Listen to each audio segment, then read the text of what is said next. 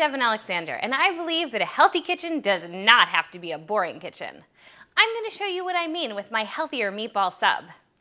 I'm going to start with 96% lean ground beef. Now because it's leaner, I need to add more moisture to it. So I'm going to use oatmeal. Your grandmother probably used breadcrumbs, but oatmeal has more fiber. And then I'm going to add some skim milk to moisturize those, and then some egg whites. Now you could use egg substitute for this, but I really like using the egg whites because it has much more body and will add body to your meatballs. Egg substitute, although it also doesn't have fat, is much runnier. And then I just mix in my beef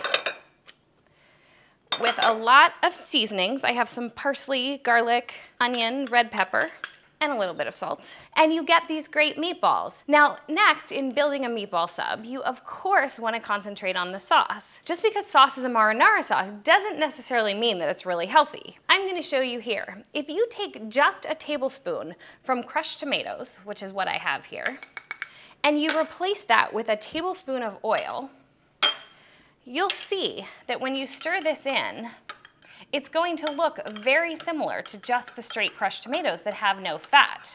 And then if you go to a restaurant and you were to pour that over pasta like this, you'll notice that it looks almost the same as this. It shines a little bit, but not so much that you want 14 grams of fat in your sauce. So when I make my sauce, I season it, but I make sure not to use too much olive oil because by the time you put all those other great Italian seasonings in there, you're not gonna need all that extra oil, and you can keep it really lean. Okay, now in terms of the roll, I love to use an entire baguette. It's great for a family of 4. You can make 4 sandwiches from this, and then you just stuff it with your meatballs. And I always be sure that I stuff it a lot because, you know, you don't want this huge piece of bread with just a few meatballs when the whole point, the main event, is the meatballs themselves. You'll notice that I'm using a wheat baguette. A multigrain one is great too. I prefer both of those over white because they have more fiber and it's gonna fill you up more.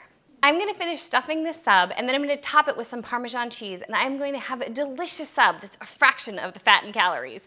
I'm Devin Alexander for Healthy Kitchen.